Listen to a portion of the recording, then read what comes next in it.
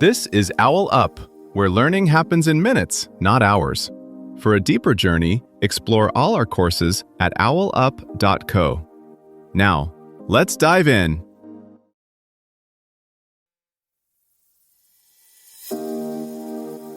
Welcome back to Chapter 2 of Epicurean Encounters, a journey through Stoic ethics.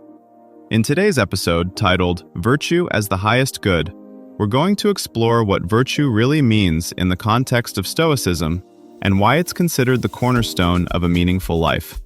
So, let's dive in. Right now, someone is losing sleep over their bank balance, someone else over their status at work, yet both might be chasing the wrong good. You can feel successful, praised, even loved, and still be missing the one thing Stoics said actually makes a life unshakably good. The Stoics claim there's only one thing that can't be turned against you, your own character. Promotions can vanish with a reorg, relationships can shift, your body can fail you despite doing everything right. But how you choose, judge, and respond? That's the part of you no market crash, no diagnosis, no betrayal can ultimately own. This is why they narrowed the highest good down to virtue, qualities like clear-sighted judgment, steady courage in the face of fear, fairness even when it costs you, and self-command when appetites pull hard. Think about the colleague who quietly takes responsibility for a mistake instead of hiding it, or the nurse who treats a difficult patient with unwavering respect. Their worth in those moments doesn't depend on applause, only on the kind of person they are actively becoming. Stoic writers press this further with a claim that can feel almost offensive to modern ears.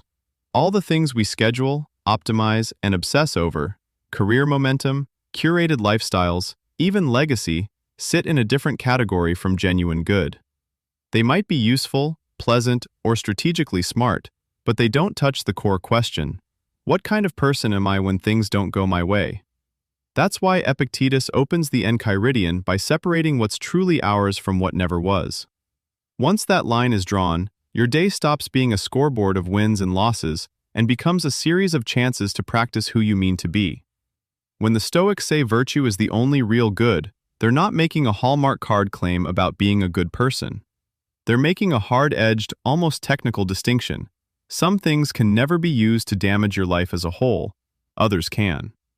Virtue, they argue, always improves your life, even when it hurts in the short term. Everything else can be turned to harm by how you use it. Health can make you vain or compassionate. Money can fund corruption or generosity. Influence can inflate your ego or amplify justice. Their value is selective. They're worth choosing when nothing blocks you, but they're not moral upgrades. What upgrades you is how you handle them. That's why the 4 cardinal virtues aren't 4 separate hobbies.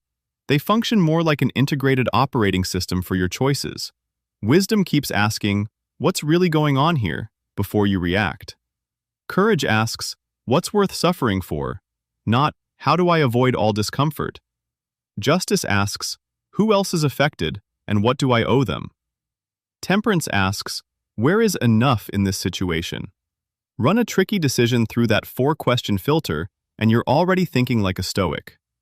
This connects directly to the Enchiridian's opening move, dividing what is up to us from what isn't. Once you stop treating outcomes as your personal property, the battlefield shifts. A failed project stops being evidence that you are a failure and becomes a test of honesty, resilience, and fairness to others. An unexpected success stops being proof that you're superior and becomes a test of humility and responsible use of advantage. Notice how this flips common advice. Instead of optimize for results, a Stoic optimizes for the quality of the next action. Instead of asking, "Did this go how I wanted?" they ask, "Did I respond with wisdom, courage, justice, and temperance given what I knew?" One helpful way to picture this is like refactoring legacy code in a huge software project.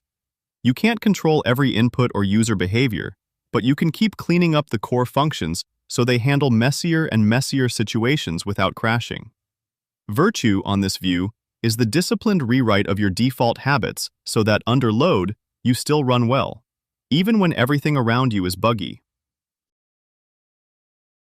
Picture a product manager facing a brutal launch review. The metrics are bad, The room is tense, and everyone is quietly nudging blame away from themselves. She has 3 dials she could try to turn. The narrative, spin the data.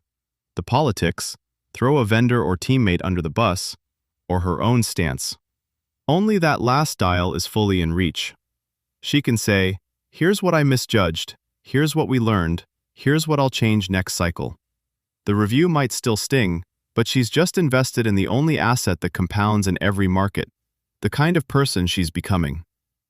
You can see the same pattern in less dramatic moments, choosing not to screenshot a friend's overshare, declining an impressive project that would quietly burn out your team, or correcting a cashier who undercharged you. None of these move your life scoreboard much. Yet each is a small, precise trade, a little comfort, clout, or cash, exchanged for a tighter alignment between what you do and what you'd respect in someone else. Leaning on this inner-centered ethic could quietly rewrite how we design systems. Think of a social platform that rewards honest revision. Here's what I changed my mind about, instead of hot takes. Or hiring tools that foreground how someone handled setbacks rather than only glossy wins. In volatile markets, leaders trained this way might treat layoffs, mergers, and AI adoption less like zero-sum games and more like intricate city planning, balancing many lives over quick gains. So the live question becomes, if applause, metrics, and comfort are negotiable, what's non-negotiable for you? Not in theory, but at 4:30 p.m. on a Tuesday when a shortcut appears. Your challenge this week: notice one such fork each day and pick the option you'd be proud to see leaked in an email thread. This was OwlUp, your daily step forward. This series continues with more chapters on OwlUp.co. Visit OwlUp.co to access the complete course and continue your learning journey. See you there!